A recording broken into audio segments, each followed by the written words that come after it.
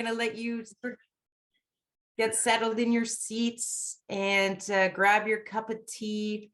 If you're in Ottawa, where I am today, or in Vancouver, where Tara is, on the West Coast, it just feels like it's freezing everywhere. But hopefully you're somewhere warm at your desk or on your couch under a blanket. My name is Erin Benjamin. I'm the president and CEO of the Canadian Live Music Association, and I would like to welcome everyone and thank you so much for joining us today for this live view session, Recruitment Through an EDI Lens, which is proudly sponsored by Sakamoto Promotions, Inc. Before we begin, I really need to, some of you know a little bit about the Canadian Live Music Association. Maybe some of you are joining us for the first time. We are Canada's voice of the live music sector, and our mission is to entrench the economic, social, and cultural value and power of live music. And we do this in many ways. And I invite you to visit our website to learn as much about us as you can, because we want to be able to continue to bring you amazing programming like you're going to experience today. I would also like to, before we begin formally, give a huge shout out to my amazing team of human beings who work incredibly hard behind the scenes to bring you sessions like today and so much more. We are a very small but very busy organization, and obviously have been for some time. So a big shout out to the incredible Maddie Oliver, Aaron Coyle for your incredible programming, Lori Williams and Denise Jagic, and not exactly part of our team, but always one of the family, Alex Kenzel. So let's begin. A couple of housekeeping matters just to clear up. First, please note, everyone, that this session is being recorded and it'll be available on our website some point after.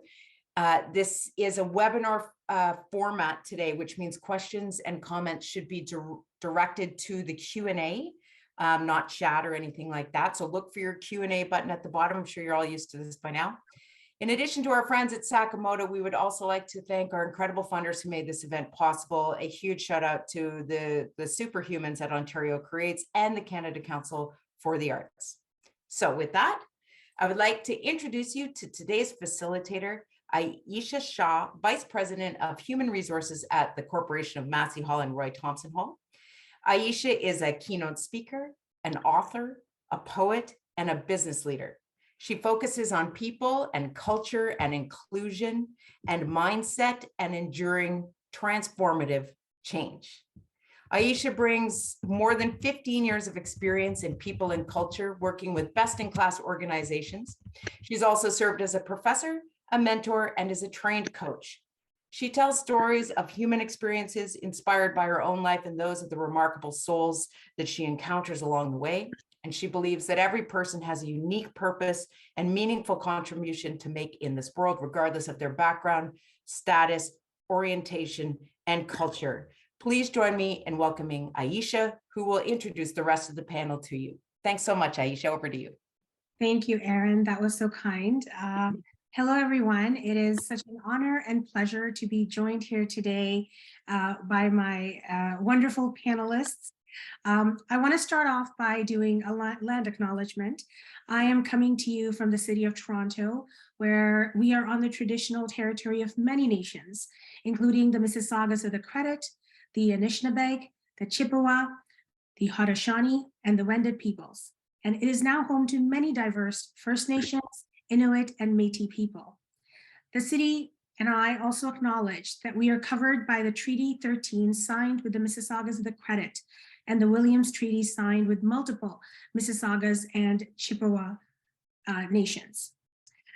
So with that, I want to spend a moment to say a couple of words about our topic today and about the wonderful panelists that have joined us.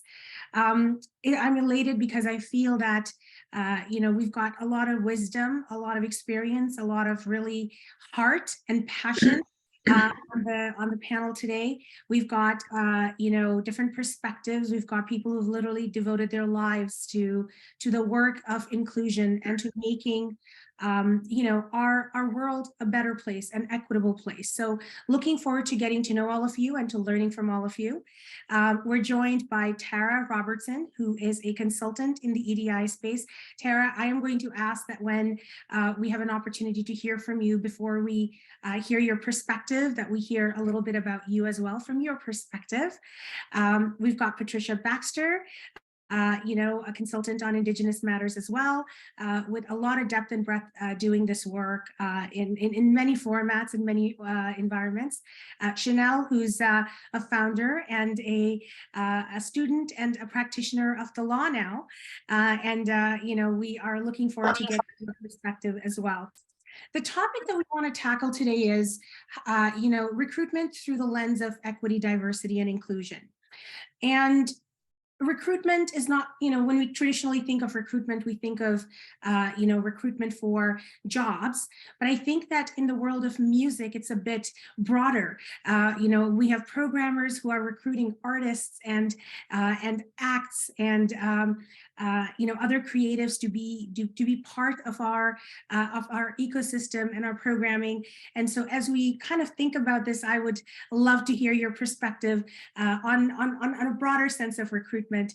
But yes, most of the work that we do in terms of recruitment is really bringing talented people into our ecosystems, whether it is into jobs as volunteers or as as artists or creatives who are sharing and showcasing their creations. So to start off, I would love to hear from all of you briefly on, a little bit about your work, your journey, and then your perspective on recruitment from the lens of equity, diversity, and inclusion. If you can share one thing that you feel, that has struck a chord with you in your own journey from a recruitment perspective, whether it's an experience you've had yourself or an experience that somebody has shared with you.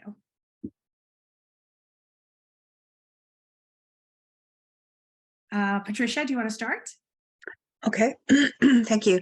My name is Patricia Baxter. I'm Anishinaabe from Shkwenda First Nation in Ontario. I live in Aylmer, Quebec, which is just across the ditch from Ottawa. I've been working with Indigenous communities across Canada for 40 years, worked in HR, I do a lot of cultural competency training. I do community engagement work, strategic planning, work on Indigenous health issues, as well as women's issues. Thank you. And Patricia, any immediate thoughts that come to you when you think about recruitment and equity, diversity, and inclusion? Well, to me, it starts before that. So it's not just about, hiring people or recruiting people. It's really about getting your environment ready for these people to come into, whether they be volunteers or individuals who will be working with you. So it's really, I think, very, very important that an organization have policies and commitments towards reconciliation with regard to in creating that environment that will be welcoming and supportive to individuals who will be part of their network. This can happen through a wide range of ways. The Truth and Reconciliation Commission calls of action talked about all employers, all organizations in Canada starting their journey by doing cultural competency training, which I think is critical, because if you don't have the background and you don't have the history of the individuals that are coming into your organization, you won't be ready to support them in a way that will make them want to stay, and you'll lose their retention. So there's that, as well as just understanding, doing your research around the historical perspective of where your organization's at, the past experiences that you've had with Indigenous nations, whether they be First Nations, Métis, or Inuit, or lack of, and what agreements have been made to support those organizations, or ones that are still being made. So really understanding that history, and doing that research to create the welcoming environment is very important.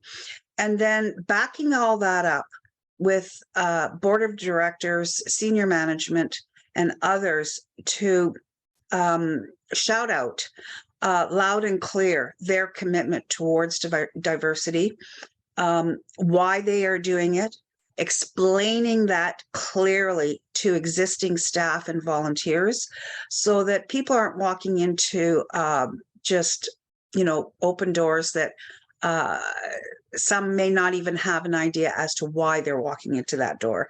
So, so those are some ideas that I have around getting your environment ready. Thank you. Thank you, Patricia. I love that it starts well before the actual recruitment process. Point well taken. And thank you for those wonderful ideas. Tara, would you like to go next? Sure. My name is Tara Robertson. I'm here on the unceded traditional territories of the Musqueam, Squamish, and Tsleil-Waututh First Nations, colonially known as Vancouver.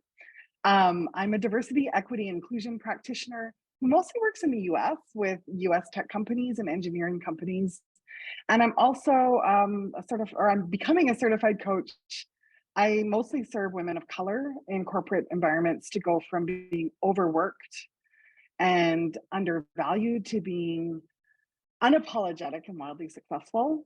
I haven't worked within the music industry, so I'll tell a quick story about kind of tech companies and map it over to the music industry.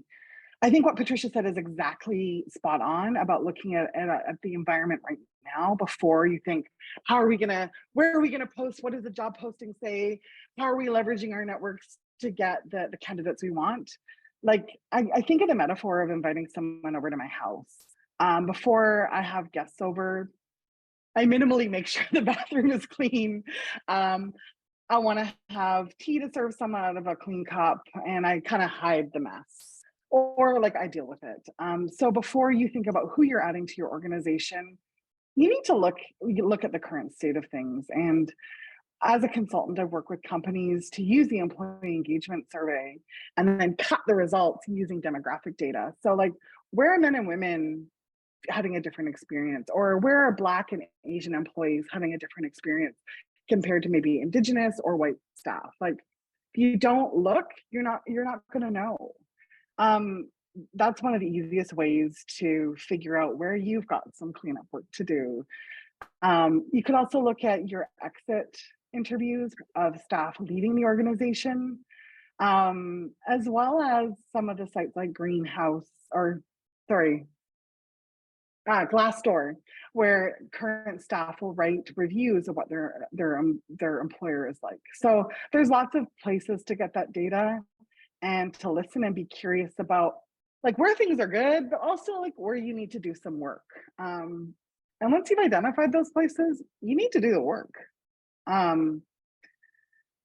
So once you've done that, you're in a better position to be welcoming new people into your organization who may not have been represented before, and you're not going to see that churn as much. Also, like another unintended consequence of that churn is if someone comes to your organization and has a really crappy experience, they're telling people as they leave as well. So that's affecting your employer brand.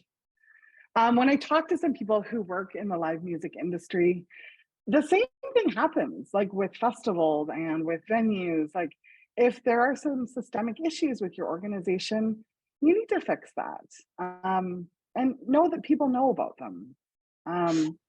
Some of these fixes are quick, like the metaphor of someone coming over, like taking out my stinky garbage. But if there's a drip happening behind the wall, you're going to need to open up the wall and do that remediation work. And that could be having hard conversations with toxic leaders or auditing your harassment policy. Like, is the experience of what is laid out in the policy actually what happens when people report some behavior that's not so good? So I think Patricia's spot on when she says, like, you need to look at the culture first and the culture of inclusion. And I'd add, like, where do you need to clean your house up? So those are my initial thoughts. Chanèle, over to you. Yeah, thank you. So a little bit about me, and then I guess I'll give my thoughts, my initial thoughts as well. My name is Chanèle Couture. I don't want to be too repetitive, but I do want to acknowledge that I'm in Toronto, so traditional territory of many nations, including the Mississaugas of the Credit, the Anishinaabe, Chippewa, and the Wendat peoples, and is now home to many diverse First Nations, Inuit and Métis people. A little bit about me. I am a Canadian Francophone biracial woman of Ghanaian and Quebecois descent. I'm born in Toronto. I hold a Juris Doctor from the University of Ottawa's Faculty of Law and a Bachelor of Arts in Sociology with a minor in Politics, Law, and Sociology from McGill University. I'm a researcher and advocate. I would say a baby consultant compared to the honorable people I have here with me, and an educator as well in the fields of diversity, equity, and inclusion, and as well as anti-oppression. I've been the co-president of the Black Law Students Association at my university, as well as, I've also assisted multiple experts and professors in their research and projects on topics, including but not limited to diversity, equity and inclusion in academia, the decolonization of the law, unconscious bias, intersectionality, racial profiling, criminal law, immigration law, and more. So currently I am an articling student. So after you finish your law degree, for those who do not know, you become an articling student. I work for the government's criminal law division, but I'm also what you call an alchemist with Future Ancestor Services, which is a consulting organization. So initial thoughts, I really echo what both Patricia and Tara have said. Really important to prepare the environment.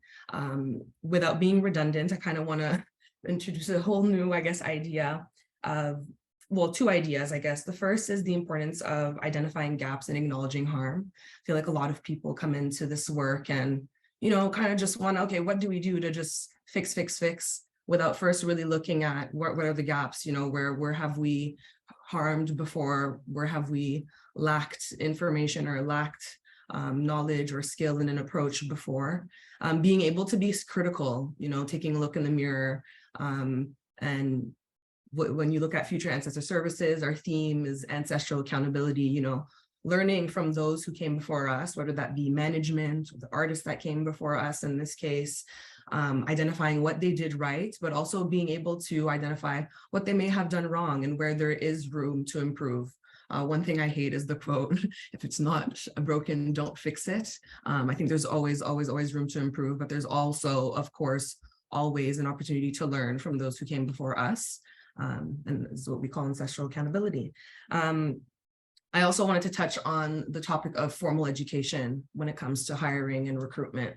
So the reason why I mentioned, for example, the 2 degrees I have are not because they are so important and so impressive, but because at first, that may have been your reaction in hearing those 2 things. But I want to say that in recruitment and in hiring, not only in the legal space or in, fintech or whatever it may be, in the music industry as well, we tend to put on a pedestal formal education, prestigious academic institutions, when we have people who we all know there's obviously a lot of issues when it comes to accessibility to these formal and elitist spaces, acquiring this is, more formal academic knowledge.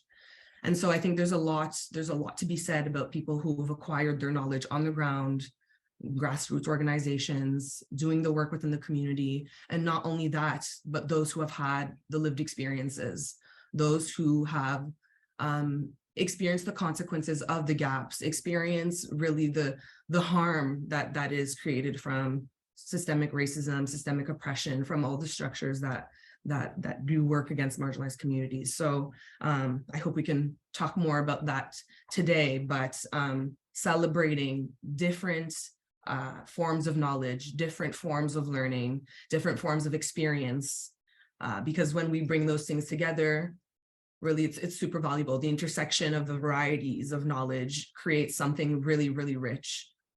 So that's all I have to say for now.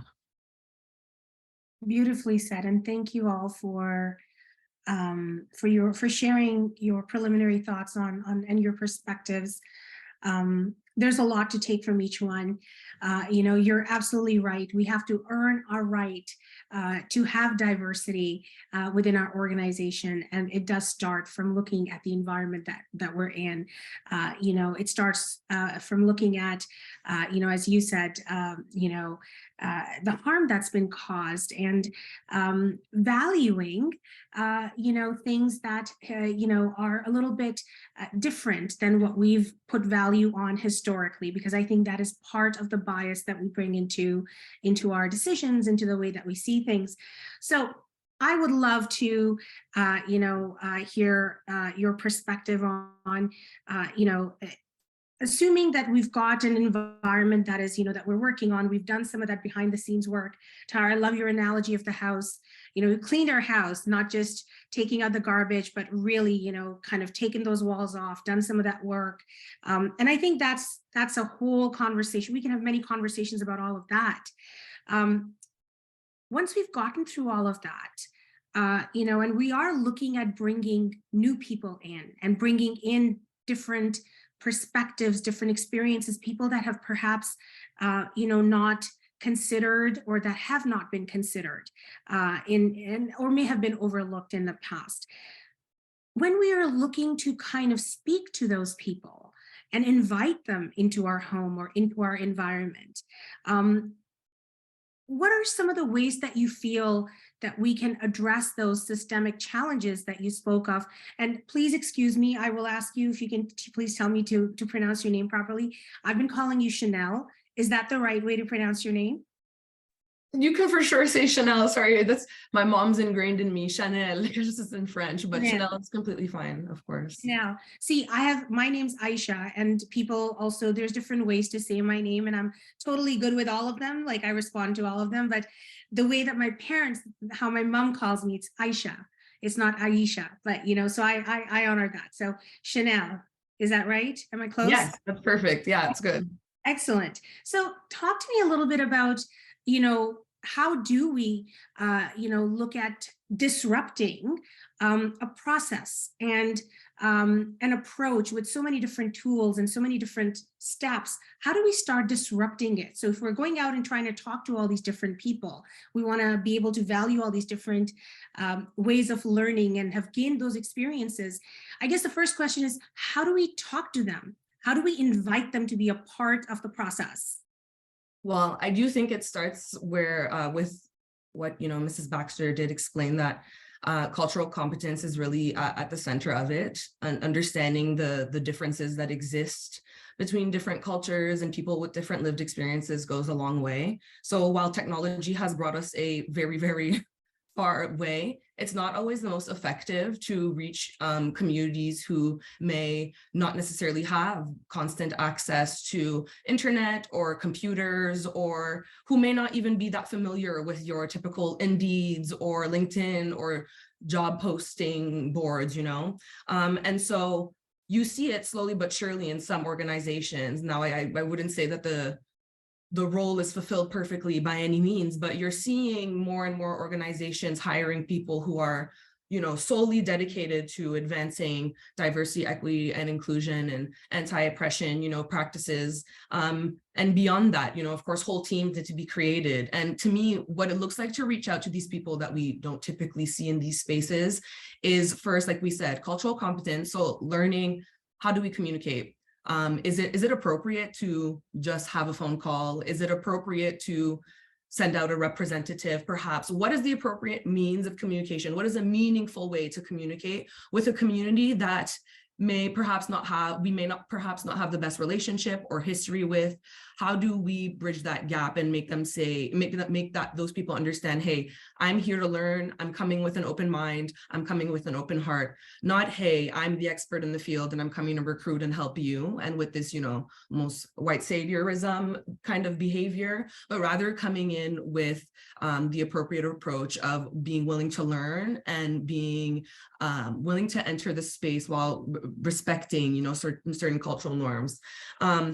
And so, for example, in a certain organization, that could look like hiring someone who is an Indigenous person, who is familiar with a certain Indigenous community, who can on the ground visit these communities. And, you know, you ask people, what does a proper work environment look like to you? What is it that you need to feel safe in these environments? Consultants need to be part of every organization, EDI consultants, and not ones that are, again, just formally educated, but ones who have the lived experience of being an Indigenous person, being a Black person, being a disabled person, being a queer person. But I think we've lost the importance almost, we've lost touch with the importance of having that human contact, rather than just adding that blurb at the end of a hiring post or a job posting of, hey, we prioritize diversity, equity, and inclusion and people of all backgrounds. Having someone who, you know, both has experience, who's part of your organization, but also has the cultural competence and the cultural knowledge to appropriately interact with these communities who you are targeting in your recruiting, can go a long way. And also shows these communities that, not to say that it's incredible, it's a step, but it shows these communities that you've taken a step in investing and taking the money, the time, you know, the resource to really send someone to do the recruitment properly, rather than doing it in a performative way. That being said, that is just the beginning, right? Ensuring that these spaces are safe for the people that are joining the organizations, ensuring that the organizations are places that will be open to their ideas, not only open, but eager to hear the ideas of people who are part of the marginalized communities is something that is very important. So in introducing people who make this human contact, I think it's important to bring with you proof that the organization you are running is the type of organization that is safe and that is, you know, conducive to progress and anti-oppressive practices. I tend to speak too much, so I'll stop there. So I take it that you're saying that our existing approach to recruitment needs a bit of a deeper look. And so it's not just where we post, and technology is great and it's got its place, but in some cases, and in fact, if we really want to open our door to broader groups, we need to learn how they want to be spoken with, and then use that as a way to really put some effort into making those changes in our process. Patricia, what do you think? You've been doing this work for 40 years. You know, I'm sure that our processes can definitely benefit from a complete disruption. I would love a couple of, you know, tangible takeaways that people who are listening can actually do tomorrow if they wanted to be able to kind of break through that barrier and bias. I would concentrate on the long game opposed to the short wins. And I would talk to students in schools, institutions, graduating students, whatever, to inform them about opportunities and things that can be provided by the organization and what the goal of the organization is with regard to this. It's not just hiring, but why are you hiring? Like, what are the principles behind it, and et cetera. So I would say working with youth is very important. Indigenous youth are very connected on social media. It doesn't matter where they are. They're definitely on social media, but there are still a number of communities who do not have consistent internet access. And so you do have to look at analog ways of reaching out to them, as well as talking to the First Nations radio stations, for an example, across the country. There's a list of them in each community, doing ads, having speakers come and present to get the word out, talking to schools, education institutions. There are many that are out there that you can speak to. I like, you know, I mean, Chanelle's idea about having a consultant, fine, but I'm not here to personally to try and get someone to hire me. I'm trying to get them trained so they can do it themselves. And that would be my priority, of trying to get the organization in a way that it can safely do everything that Chanèle said, but do it from a perspective that is indicating that, you know, we totally respect Indigenous-led leadership and support, but we need help in getting there ourselves. And so making sure that that happens. And the only other aspect that I want to raise, it's not so much on the recruitment side, but it's once you have people, is talk to your Indigenous people who are already in your organization. And I think Chanèle already said this, but I just mean, have some talking circles with them, find out where they're coming from, what has been their experience, what do they recommend. They're going to give you a really good perspective on what should be pointed to. And then the final suggestion that I have is on self-identification. This is going to be very critical, particularly because in Indigenous communities, we've had a lot of people faking Indigenous identity in the last while.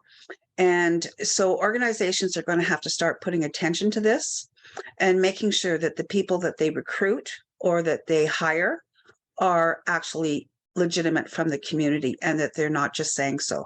So, and you may need someone on contract to help you with that, to support that type of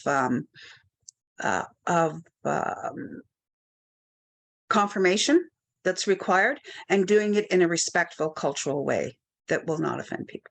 Thank you. Thank you, Patricia. I love that there is a couple of different options here, as you said, in terms of bringing that expertise in.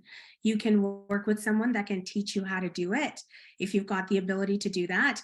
Or if you're doing new things and you want a partner by your side, that there's the option to actually work with consultants to do that as well. And that, depending on the communities that you're trying to connect with, that you're trying to sort of bring into the organization, and whether it is you're trying to open it up to everyone, it's not just going to be as simple as I'm opening it up to everyone. It's going to be a little bit more mindful on the kinds of, the communities that you want to engage with and how each of them is going to receive the message in a way that will resonate, in a way that will feel authentic. So, I appreciate that will look different. That'll look different for different organizations depending on what they do. So well said. And Tara, I know it's always tough to follow, on any questions, to be the one that kind of chimes in towards the latter part, but would still love to hear your thoughts. Anything that you want to emphasize, or anything that you feel, that perhaps you want to add to that.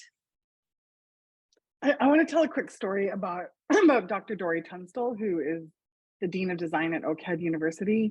She's the only Black Dean of Design anywhere in the world, and the only Black female Dean of Design anywhere in the world. She's been there for 5 years and has done a tremendous job of running really effective cluster hires for faculty, both for Indigenous and for Black faculty. And there's a couple of things that I want to highlight about her process. And this goes to what Chanèle said about relationships and community. For the first year in her position after she arrived in Toronto, she just showed up every Friday at a main cultural arts event where the Black community was, and listened and built relationships and really heard what was important to that community. When they released their first job description for the first Black cluster hire at OCAD, and this has been such a successful program that many universities across Canada have copied it. She wrote a job description that brought people to tears. She called out to the community using words and ideas that were important to the community themselves. So often university job postings are pretty buttoned up. They're 3 pages long with 57 bullet points. She's like, we're looking for Black faculty in design, like who do work around hip hop aesthetics, Afrofuturism, these different things that people are like, I've never seen myself reflected in a job posting. Actually, just saying that, I got goosebumps. Like, the job postings went viral, and a few people told her that they were moved to tears. So like, that's my gold standard of where the bar is now. Like, can you write a job description that will go viral in the communities that you want to build relationships with? Also, again, speaking to what Chanèle said about formal qualifications, Dory also talks about herself as being a super token. She's like, I've got the degree from Stanford. She's got a book coming out with MIT Press in the spring. She's like an acclaimed designer, educator. She just won a big international award. And she says about herself, I'm legible in the system that I'm in, which means that I've been less successful in changing it. So they put together 3 different kind of personas for the faculty they were trying to hire. So the traditional persona is, you know, the faculty member who's got a PhD, you know, university teaching experience, scholarly publication. And then they thought about like, okay, there's 3 parts in here. There's the teaching, there's the studio bit, and then there's the knowledge dissemination.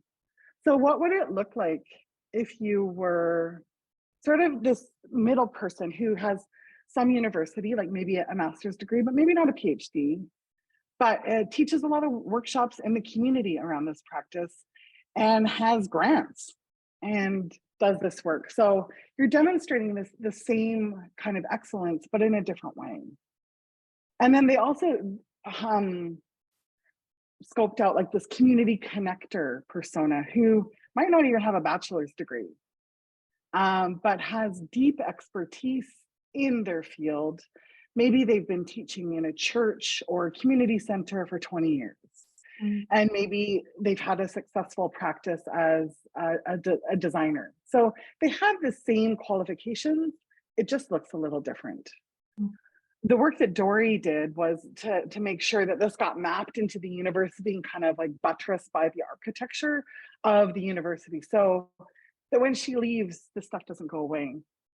The other thing I want to highlight is that it's not about hiring one person. When you're one person, you're a super token. So you're going to always go for the person who's got the Stanford University, has won all the awards and whatever. There's not room for that diversity. And when I've been the only, and it's really lonely.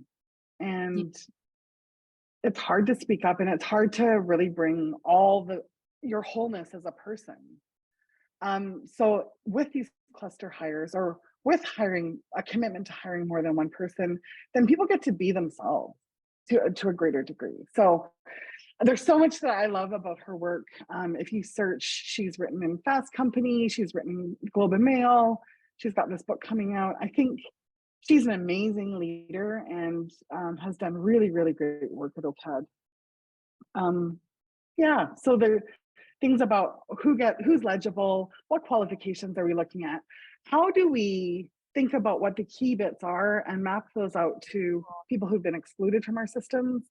And then how do we make sure that we're not just hiring an only to check a box? How are we making sure that we're hiring more than one person so that we can really show up? Yeah, well said. There's so many gems there. I don't even feel like I can do justice to just pulling out a couple. But so I want to say there are a couple of questions, and I actually want to read them as they come through. Oh, Patricia. I just wanted to respond to a couple of the questions that I see in the Q&A. So the one in the bottom from the anonymous person is, how do you ask for feedback? So one of the things that I didn't talk about is when you're doing hiring, and if you do not have experience in working with Indigenous communities, you probably should try to recruit someone from your local area to who will volunteer, or you can give them a small stipend to be on your hiring board, not just on your hiring board, but review your questions and to ensure that those questions are appropriate and are well done. So that's one thing. And that person can also take a look at resumes when they're assessing and determine whether or not, those resumes are accurate, or, as well, as far as the self-identification goes. And then having some questions in your interview process at the beginning as breaking ice, or whatever you want to call it. Just talking about, okay, can you talk to us a little bit about the community you're from, the membership that you currently have with that membership, and please describe your experience in working with that community. And then the Indigenous person who's sitting on that panel with you will probably be able to give you some good leads as to whether or not they're being accurate, or they're being I've been in situations where I've had people, for an example, providing their background and it wasn't accurate. So, and I knew it. So someone said they were from a particular First Nation. It's not a First Nation in Ontario. And I was able to tell the hiring board that particular situation. So, I think that's, it's very important that, especially now in this climate where we've got people who really want to claim Indigenous heritage and they don't have it. Thank you. Thank you. Can I just add to that, actually? I would say that, like, I would completely agree with what Mrs. Baxter said. Like, yeah, completely. You need to hire the people who are part of the communities to be part of the recruitment. I've been asked before, and I have colleagues who have been asked before to volunteer. The point I just want to drive here is that I encourage you really all to, whoever's going to use this practice, and I encourage you to do so, to compensate the people you're going to ask to be on the boards, not to do a call for a volunteer. In compensating someone, you're showing that it's valuable. It's really valuable work. Their expertise, their knowledge is valuable, and it deserves to be compensated. And when you just request for them to come in and volunteer their time, and hey, can you just help us hire someone, like make sure it's true, and it does kind of feel tokeny, like, oh, you just use me for my knowledge and there you go, that's it. So I feel like, please make sure you compensate them, whether that be financial compensation. I know in Indigenous communities, certain elders will have, symbolic like compensation that you can give. So look into that, inform yourself, see how you can respectfully compensate someone who's offering you their very valuable time, their very valuable knowledge that will allow your organizations not only image, because we need to go beyond just performativity, but also your cultural organization. It will literally contribute to your cultural organization changing, and for you to be, caught up with the times and to be up to gear when it comes to progression. So I just really want to drive that point home, compensate people that you're asking to do these things. Ooh, I have to jump in. So, my background, my mom's Japanese Canadian and my dad's white. I grew up in Prince George. And when I was graduating from high school, the school counselor pulled me aside and told me I'd won an award for Indigenous students. I was like, I'm not. And he's like, don't worry, you don't need to be status. I was like, I'm not. And he's like, you just need to be proud of where you're from. And I'm like, I know who I am and I know where I'm from. And I'm not Indigenous. So I think with both race, ethnicity, and gender, we think we can tell who people are by looking at them, and you can't. Even with gender, if you're like, oh, someone's a woman or someone's a man, you really don't know, and we have to stop assuming. One of the things that I really appreciate about working with American organizations is that they often do have data where you can look at the aggregate and be like, let's do an analysis and see who's not represented or where people are having a worse experience. Canada's behind on this, but I guess the point I wanted to drive home here, you can't tell someone's race or ethnicity by looking at them. I've heard of recruiters looking at people's LinkedIn pictures and being like, oh, we found blah, blah, blah. It's like, you don't know. And I think white people make some assumptions about their skill and ability to read people, and cisgender people do the same. And you're overestimating your abilities and you're probably getting it wrong. So don't do that.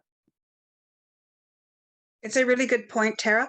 And I really applaud you for bringing it up, because my own daughter-in-law, who has green eyes and sandy blonde hair, who is a status Indian from Rama First Nation, and, has a very senior position at the Assembly of First Nations.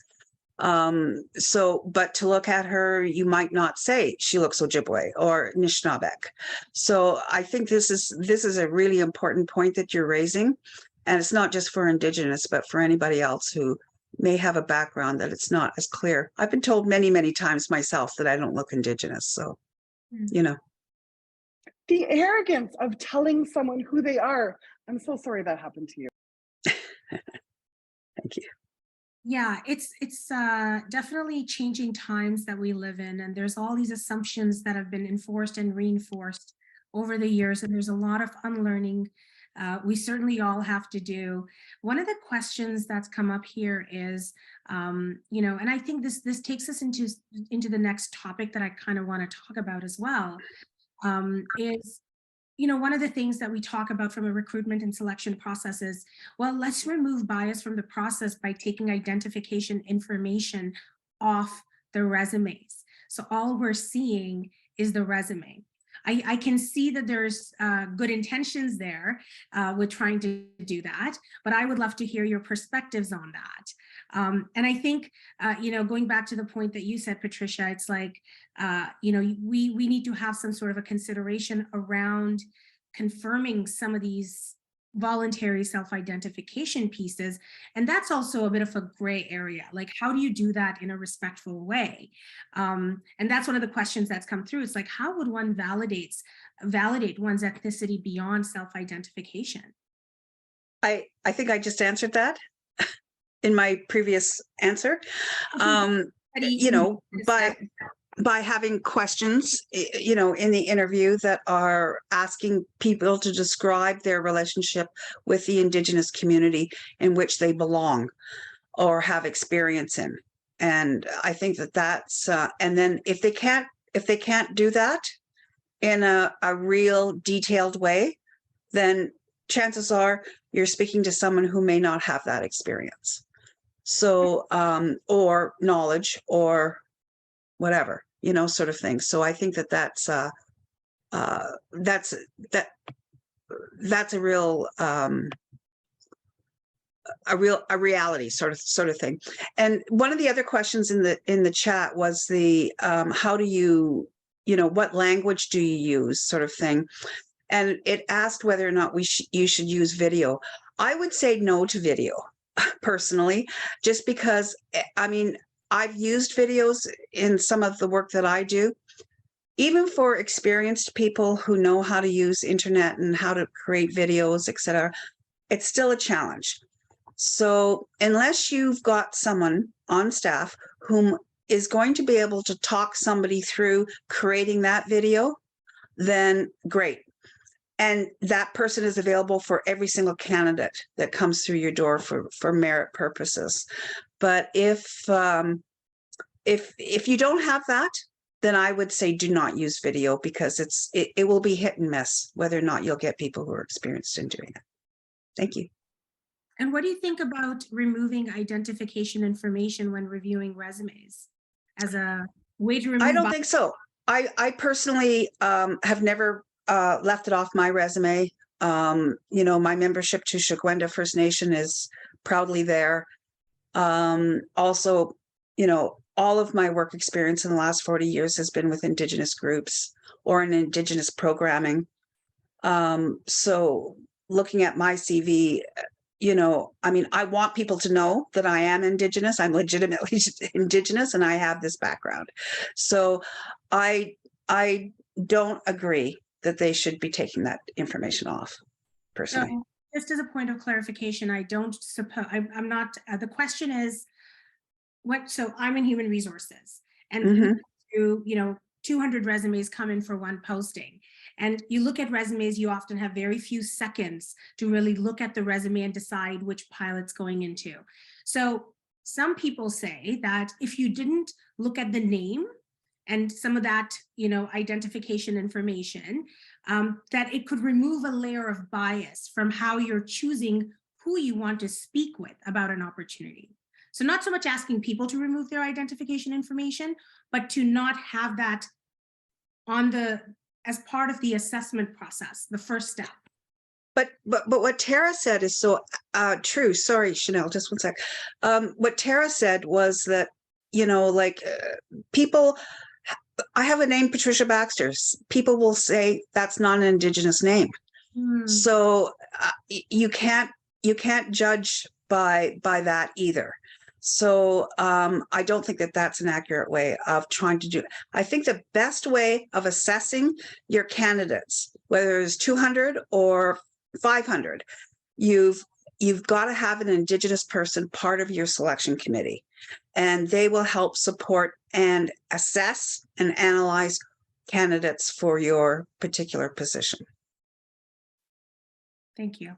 I was going to add that, basically, like Mrs. Baxter explained, right, from her resume, even if you remove her name, it's very clear from her experiences. And I would echo that, like a lot of my experiences, not to say you have to be part of a marginalized community to work in these spaces, but, a lot of the time that is an indicator that you are a person who is part of a marginalized community, or at least is of somewhat like mind. And so while I understand that the approach is, if you will, well-intended, I don't think it addresses the root problem, right? So if we say, let's not hide the names, at the end of the day, people are still biased, people still hold their biases. We're not addressing the root cause of the problem, right? So instead, we should look at organizations and address the biases, right?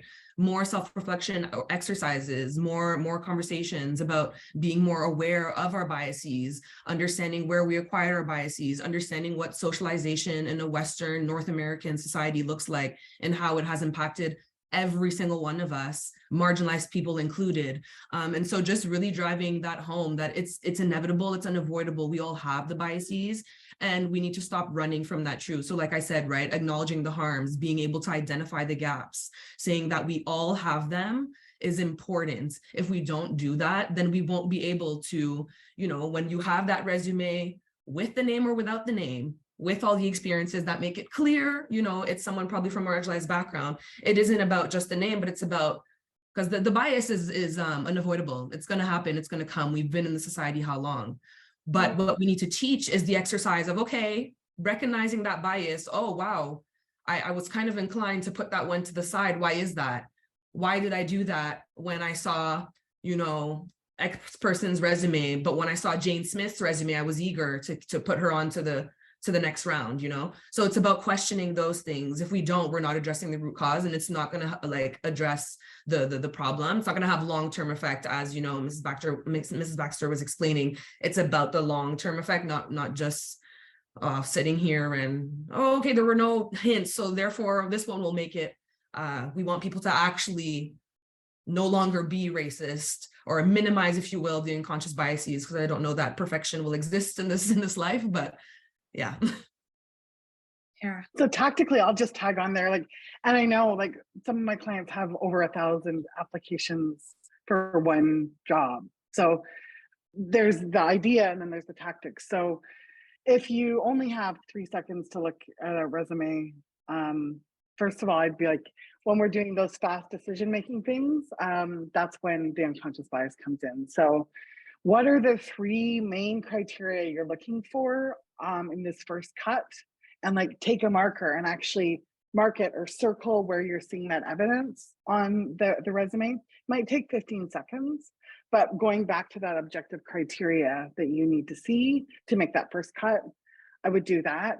And another tactic you could do is buddy up with someone and have those conversations together live. Be like, okay, I'm seeing this. Oh, but you were a little flexible with the other one. So it's if we're going to be flexible with one, we need to be flexible with them all.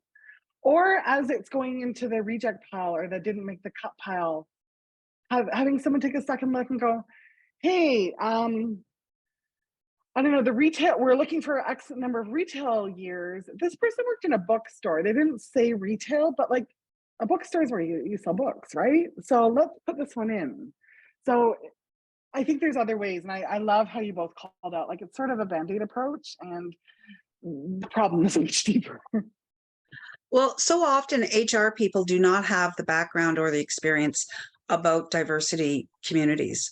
So they really do need that expertise to be part of the selection panel. And they should not go it alone. Because the questions that they'll design and the answers that they think that they're going to get are not going to necessarily be accurate or appropriate. So they really do need that advice and guidance. And I would like to add, beyond not being alone, because we said, groups, don't have a group of 5 people with similar lived experiences, similar formal education. Make sure that group, that hiring panel, that hiring committee is as diverse as possible. Obviously, while of course having the appropriate experiences to make those decisions, but don't have, 5 white men, or even don't have 5 Black women, or make sure you diversify. You can have someone who is a transgender person, someone who has intersectional identities, because where you have one gap and you may not know it, someone else may be able to identify it. So make sure that panel is diverse as well. And I really agree, never make the hiring decisions alone. So I'm mindful of time. We've got a few minutes left, and we've got a great question. And I think this is one of the questions many people feel, but are also sometimes hard to verbalize. The question is, I like the idea of asking an Indigenous person or someone else from an equity-seeking group to sit on the interview and offer their insight. But how do we do this without making them feel overburdened by dealing with yet another issue touching on diversity? I know that racialized people are often called upon to do this work, and it can be tiring to constantly engage in this work. Well, I would first start with organizations that are around or in your sector. So there are Indigenous music associations and or performing arts groups that would be a good place to start. And they would have a motivation and potentially a keen interest to be supportive of that. Once you start going outside of your sector, then yes, I agree. You're not going to have the same kind of motivation or interest to necessarily take the time to be on a panel.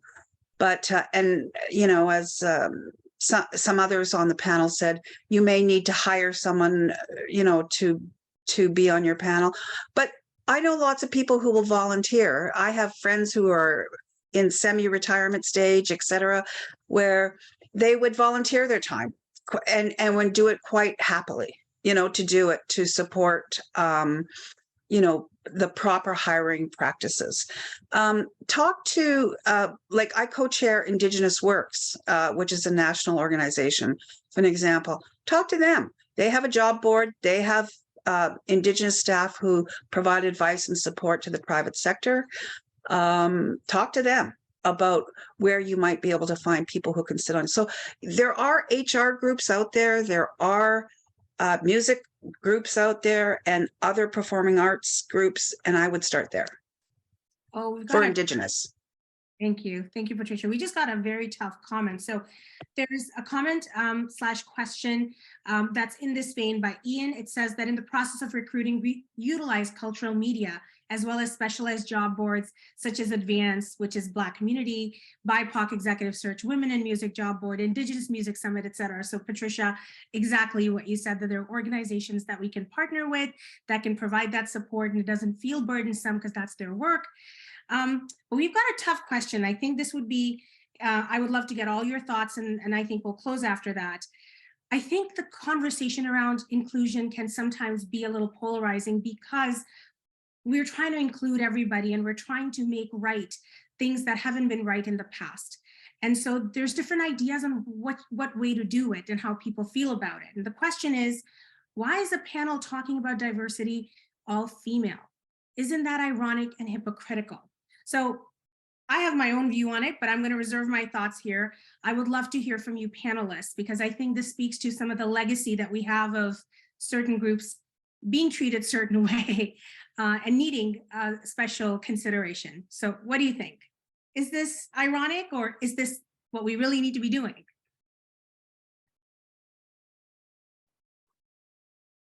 I don't know. I mean, I think that's a bit of a loaded question, to be honest. I mean, I think having 3 women on this panel is not an issue for me anyway. I mean, it's nice to see women in leadership roles in this particular thing. Not to say that there aren't men or other genders or other, binary people whom are in this sphere. This is probably the luck of the draw, that happened. So, to me, I wouldn't get too hung up on it unless you think that your audience is going to be sensitive about not having a balance between men and women or other genders on your committee? I would, that's just my thoughts. I'm not going to answer that, but I just want, as a coach, I often give people challenges. So one of the themes that I'm leaving this with is around relationships and relationships to communities. So I want to challenge everyone who's here, like in your, almost all of us have fairly homogeneous networks. Think about which communities you need to build better relationships with. And by the end of the week, reach out to someone to figure out what you're going to do about that and how you're going to build those relationships over the long term. That's my action item for you. I guess I'll try to make it short, but if we're here and we're talking about, a lack of diversity, if we're talking about oppression, if we're talking about marginalized groups, well, naturally, what would come from that is to hear from those that are part of those groups that may have not been, historically represented in these fields, in this case, music. And so that is not to say that men may not experience barriers in the music industries, but they are not experience barriers perhaps because they are men, but there may be other reasons, financial barriers, disabilities, being part of the queer community. There definitely are men who are part of marginalized groups.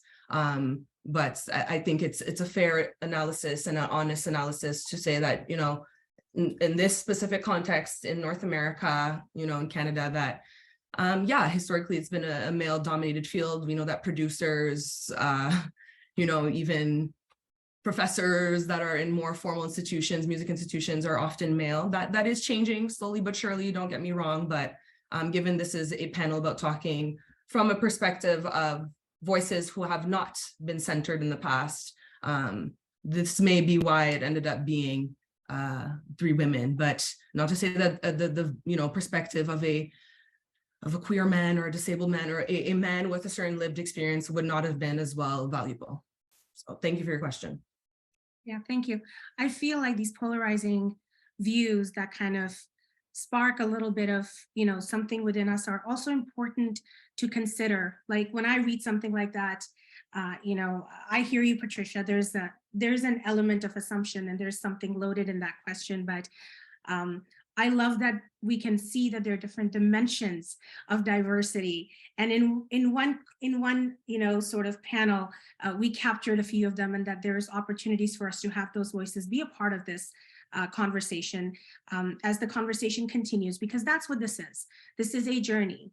There's a lot of unlearning we have to do collectively. There's a lot of partnering we need to do collectively to be able to sit and stand and be in those spaces, virtual or in person, to be able to say, you know what, I see it differently, and you overlook that. And I love the idea of the partner, have somebody that you can have as this intellectual sparring, if you will, so that you're able to challenge each other's biases and to open those rooms and those spaces up to people to actually not just come and join and be part of the status quo, but to actually allowing them to shape those spaces with their perspectives and to have space for that. I think that's true inclusion. Thank you for the opportunity to have this lovely dialogue. I learned a lot from each one of you, and I look forward to continuing the conversation. There is a lot of conversation. There's more comments there, and thank you for the questions as well. Love your enthusiasm, and thank you so much, everyone. So with that, I am going to turn this over to Erin. Erin, is there any other final words before we pop off? Hi, actually, I think Maddie was going to jump on, but I will do that. So I'm sitting here on my couch, glued to my screen. And thank you for answering that question, panelists. Truly, you didn't have to, and you did it brilliantly. I really appreciate that. In fact, I was just about to text our amazing board member, Patty Ann, who's on this call watching it, and many colleagues from the industry. We keep these sessions free and open because we want to have this kind of dialogue and conversation in the music industry. And we learned a really important lesson bringing some of our unusual suspects from other sectors around the same table today to talk to us. This was truly inspiring, truly powerful. My team and I are sitting behind the scenes scheming on how we can get you all back and continue this conversation. We didn't even scratch the surface. This wasn't even tip of the iceberg. This was 1,000 feet above that. Each of you are just remarkable contributions today. To our friends who showed up and watched, to our friends who contributed excellent questions and commentary, and to my team behind the scenes, thank you all so much for this excellent session. Stay tuned, pay attention to the CLMA for more live view sessions. A huge thanks to Sakamoto and our funding partners, Ontario Creates, the Canada Council for the Arts, and to Ayesha for all of the homework you did in preparation for this. We really appreciate it. Chanèle, Patricia, Tara, Ayesha, thank you again. Everyone, have a great afternoon. We'll see you all soon.